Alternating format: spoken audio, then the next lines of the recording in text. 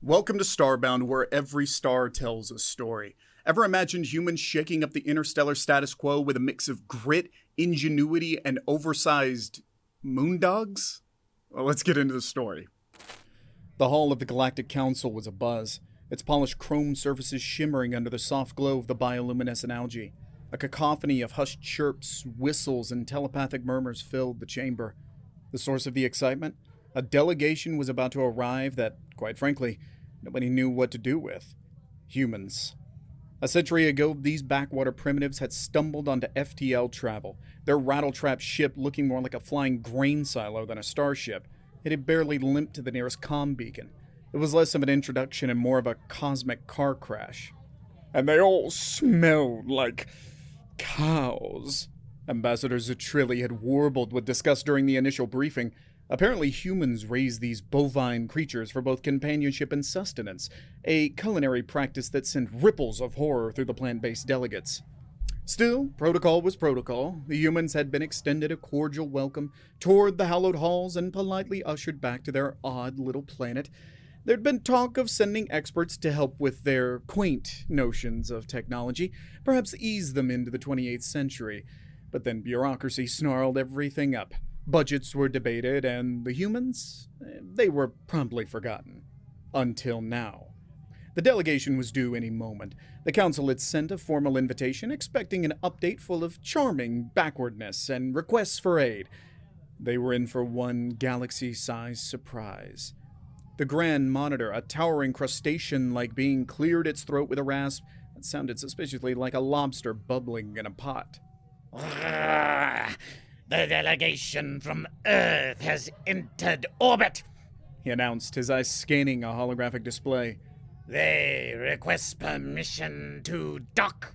Buzzing and twittering erupted anew as nervous antennae twitched. This didn't line up with any of the projections. A century wasn't even a blink in technological development for most council races. Were the humans here to trade? What is it? Livestock? Strange fermented beverages? Faded denim garments covered in embroidered flowers? Permission granted, squawked a feathered representative from a gas giant. But screen their weaponry. Those primates are unpredictable. Zatrilli felt a twinge of sympathy for the humans. They must be mortified. It was clear their first impression hadn't exactly inspired awe, but this was the Galactic Council. Progress was measured in millennia, not decades. The massive door of the chamber hissed open. The first thing, though, wasn't a human, but a creature straight out of every sentient species' nightmare. It was the size of a small shuttle, covered in a spiked gray hide and dripping enough drool to short-circuit a small robot. 4 blood-red eyes glared at the assembled council, but its spiked tail was wagging? Oh, come on now, Sugar Lump, behave yourself, drawled a human voice. A man in a battered Stetson strolled through the doorway, oblivious to the pandemonium he caused. He was followed by a small group of his fellows, all clad in clothing that could be best described as space cowboy. Zatrilli's antennae drooped. The worst-case scenario was unfolding. The humans hadn't just regressed, they'd gone full feral. You don't mind if we park this old gal somewhere? The leader asked with exaggerated politeness, gesturing towards the creature apparently named Sugar Lump. It had started sniffing insistently at a potted fern, looking rather interested in making it lunch. For a moment there was stunned silence. Then, as if a dam had broken, every translator chip in the room started blasting at once, trying to decipher the human's oddly accented dialect. The crustacean Grand Monitor flailed several of his segmented arms in distress. Order! Order! He screeched above the din. Ambassador Johnson, is it? He consulted a datapad, then winced at the name Sugar Lump displayed beside the creature's rather menacing portrait. What is that? Ambassador Johnson grinned, showing a disturbing array of white teeth. Grand Monitor, you gotta meet Sugar here. She is about the sweetest critter this side of the old Milky Way. Ain't that right, girl? Sugar Lump let out an ear-splitting bark that sounded suspiciously like a roar. It promptly sat down, nearly crushing the fern, and stared expectantly at Johnson. Yes, sir, yes, sir. Johnson patted the side of the creature the size of a tank. Now, if we can settle her down, maybe figure out a safe spot for a spaceship or two, we got some talking to do. The council devolved into a symphony of squeaks, trills, and frantic holographic projections. Zatrilli's translator buzzed erratically as it tried to make sense of it all. Had the humans domesticated these groks, they called them? It was considered biologically impossible, a fool's errand. The groks were notoriously solitary, aggressive, and devoured anything that even remotely resembled food. Yet this one was wagging its tail and drooling over potted plants. He leaned over and nudged a scaled reptilian diplomat, whispering, "Perhaps they altered the groks genetically? Or perhaps they're more advanced than we suspected. Perhaps we should be a bit more accommodating." The reptilian diplomat, his scales shifting from an alarmed green to a more thoughtful yellow, nodded slowly. "A valid point," he hissed back. "This could be disruptive." Meanwhile, Ambassador Johnson had produced a battered leathered pouch. With exaggerated care, he removed a stick from it and held it outwards toward Sugarlump. "Treat? Who's a good girl?" he crooned. The behemoth launched itself forward, and the council members collectively flinched as the treat vanished into its maw with an audible crunch. Sugarlump let out a grunt of satisfaction, her tail thumping against the floor like a seismic tremor. A ripple of fascinated murmurs coursed through the translators. Several delegates leaned forward, squinting at the strange offering. "Well, that appears to be dehydrated animal flesh coated in spices," chirped a bird-like representative, cocking her head to the side. "Fascinating." "Now, about those ships," Johnson continued, wiping his hands on his equally battered pants. "They're kind of big. Y'all got some extra docking space somewhere?" The Grand Monitor, his lobster-like mandible still working as if chewing on a particularly tough bit of information, blinked several times. Of course," he managed to sputter. We weren't expecting, ships of their size." As instructions were hastily relayed for their unexpected guests, Ambassador Johnson surveyed the room with a twinkle in his eyes. "Well, fellas," he said to his companions, "seems like them technical courses we took paid off. 100 years sure goes by fast, though, don't it?" He winked at Zatrilli, who suddenly had a very bad feeling that the Galactic Council was in for the ride of their lives. Humans weren't just backwater hicks anymore, and it seemed everyone was about to learn the hard way. News of the humans' arrival and their, unorthodox pets spread through the council complex with astonishing speed. Soon, delegates not involved in the main reception were discreetly, and not so discreetly, finding excuses to pass by. Ambassador Johnson and his crew were enjoying their newfound celebrity status. Sugarlump, along with two other similarly intimidating specimens named Moonshine and Daisy, were settled with their own dedicated security detail in a hastily converted storage unit. The humans apparently referred to them as moondogs, insisting they were as gentle as, puppies, just a tad bit bigger. "So," Ambassador Johnson drawled, leaning back and propping his boots up on a rather delicate and ancient piece of statuary, "I reckon we got some catching up to do. How about you folks give us a rundown on what we missed?" The council members exchanged nervous glances. Catching up a century of galactic politics, trade routes, and technological advancements would take weeks. But there was one thing burning in everyone's mind.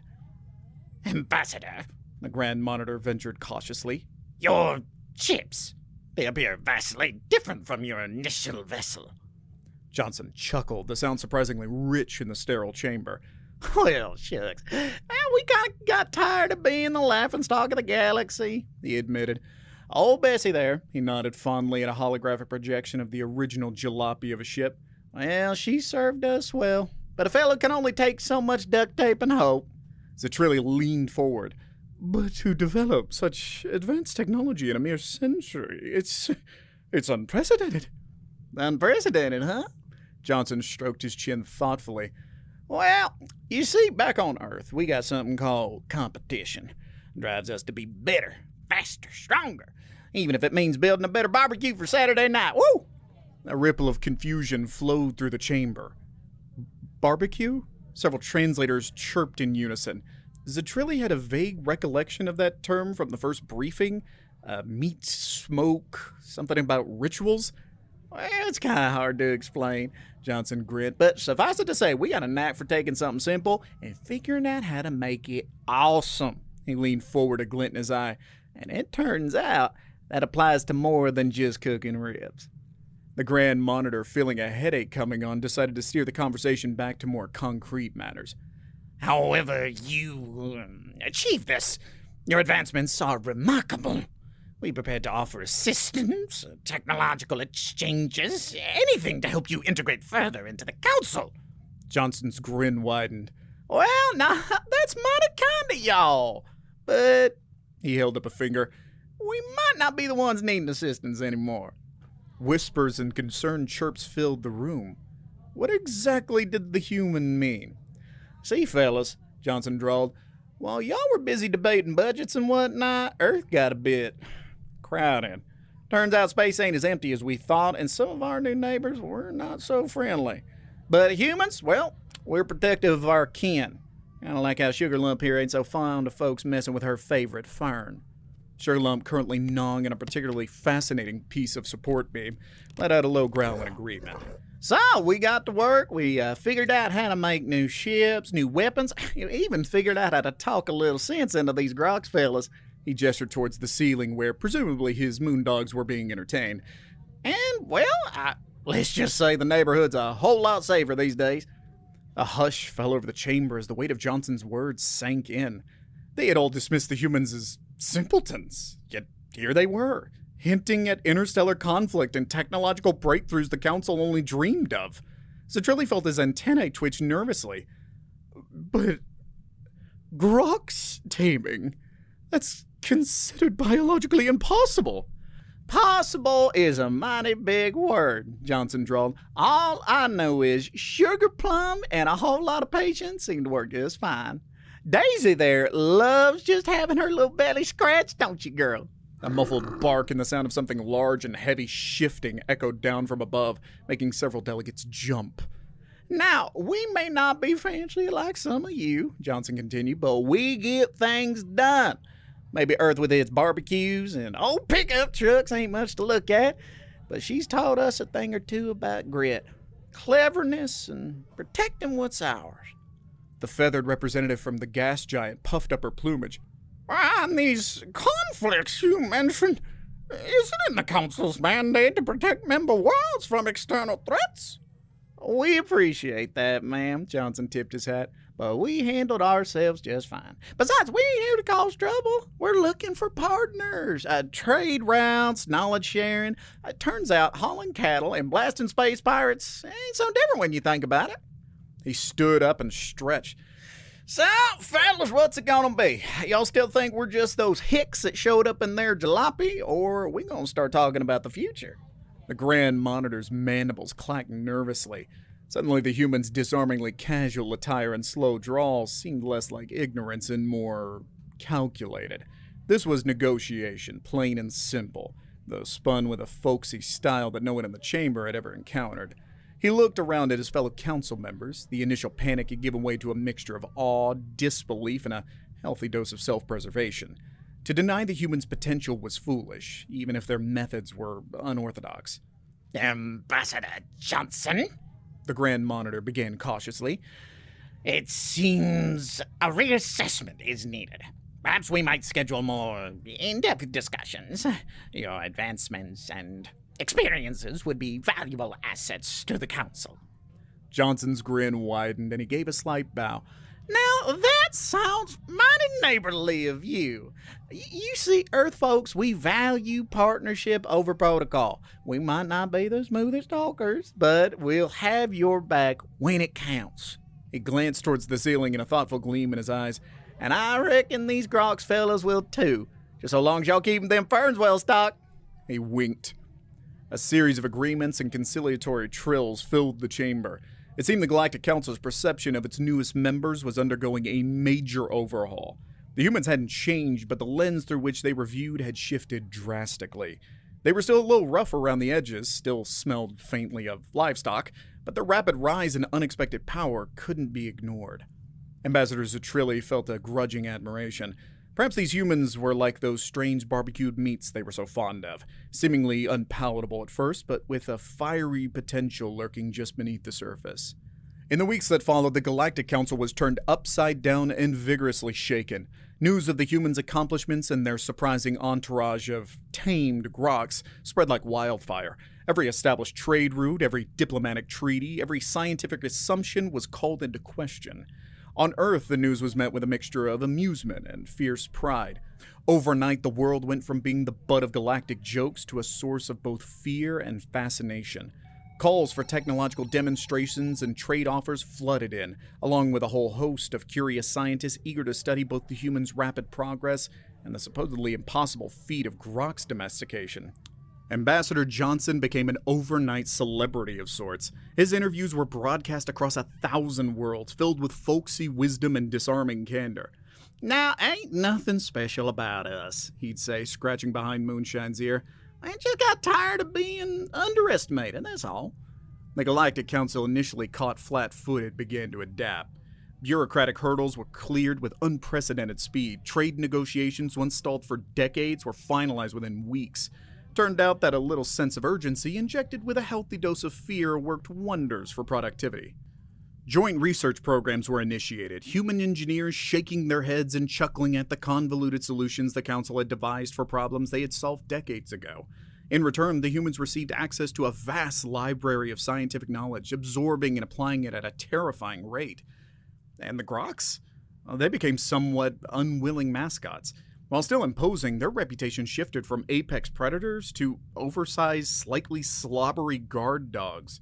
Sugarlump, in particular, became strangely fond of soft, algae-based treats developed specifically for her by a terrified yet dedicated team of bioengineers.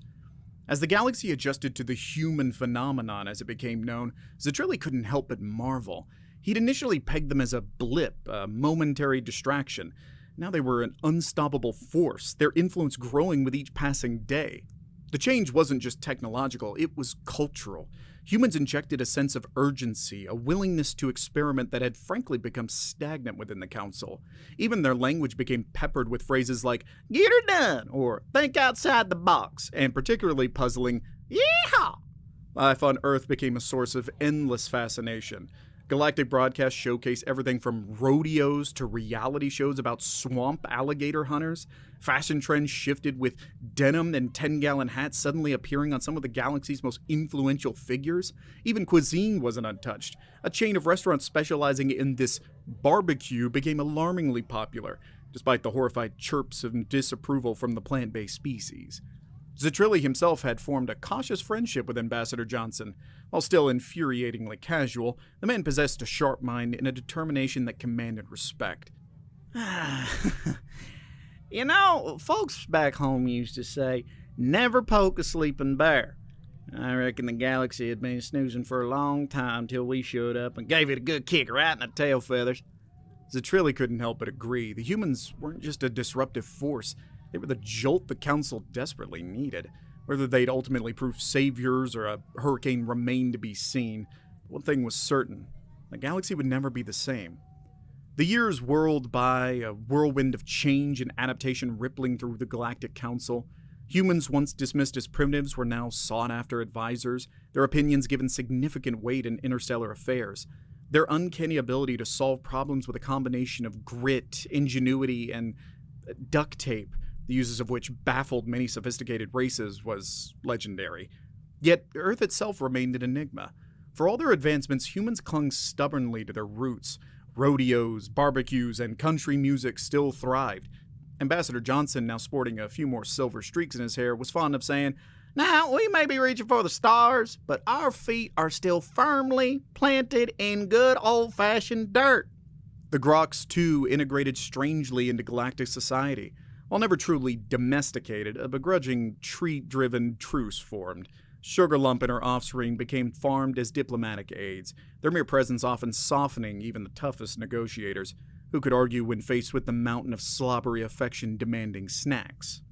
Zatrilli, elevated to Grand Monitor, reflected on the shift with a wry chuckle. Fear had given way to a cautious respect, then to true collaboration. He, along with many of the longer-serving council members, saw their influence waning, replaced by the dynamic energy they struggled to contain. One afternoon, finding Johnson gazing at a holographic image of his world, Zatrilli approached hesitantly. "You miss it, don't you?" Johnson sighed. "More than you think," he admitted. "The stars are mighty fine, but sometimes a man just wants to sit on his porch and watch the sun go down without having to think about stellar expansion and trade route tariffs." Zatrilli extended an antenna, his version of a friendly pat on the shoulder. Perhaps, Ambassador, you've earned a long vacation. Johnson grinned. Now, that's an idea I can get behind. Might even take sugar lump fishing. Here, catfish and algae monsters are quite the combination. He winked. You fellas just try not to burn down the place while I'm gone. As Johnson strolled away whistling an old country tune, Zatrilli was struck with the realization it wasn't that the humans sought to dominate the galaxy, it was that they could no longer be contained. The humans had irrevocably changed the fabric of the Galactic Council, and the universe would continue to adapt or get left behind in a cloud of stardust and the faint smell of barbecue. The galaxy wasn't just getting used to humans, it was becoming more like them. Resourcefulness, once scoffed at as impatience, became a valued trait.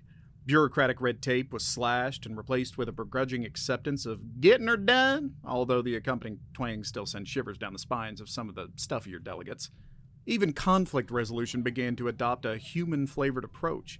In one particularly tense border dispute, a human negotiator brought representatives of the warring factions to a remote moon for what he called a campfire sit-down. For 3 grueling days and nights, fueled by terrible coffee and burnt sausages, they hashed out their problems, emerging red-eyed but with a signed peace accord. Both sides swore they'd never do it again, but grudgingly admitted it worked better than any sterile negotiation room ever had. The Council, once a symbol of measured progress and predictable debates, was infused with a chaotic energy. Yet somehow it thrived. New treaties were formed, scientific breakthroughs occurred, and a sense of shared purpose began to solidify. Born from the initial fear sparked by those bumbling, brilliant, barbecue-loving humans. And Ambassador Johnson? He became a legend. The hillbilly who shook the stars. His retirement on Earth was anything but quiet. He ran a ranch that was more a wildlife sanctuary for retired groks and conducted long, rambling lectures at the newly founded Intergalactic Relations Academy. His catchphrase, "Common sense ain't so common after all," echoed on countless worlds. Zatrilli, in his final address as Grand Monitor, reflected on the human influence, a whirlwind of disruption and revitalization. "We may have protocols," he stated, his voice echoing in the vast chamber. "We must also remember the spirit of collaboration, of ingenuity, of the occasional well-timed yee-haw." The assembled council, a vibrant mix of species, scales, feathers, and antennae, erupted in a cacophony of cheers, whistles, and approving chirps. The humans, those rough-edged newcomers with their tenacity and twang, had changed everything. And the galaxy, once set in its ways, was ready to embrace what came next, fueled by optimism, a healthy dose of wary respect, and the lingering scent of barbecue drifting across the stars.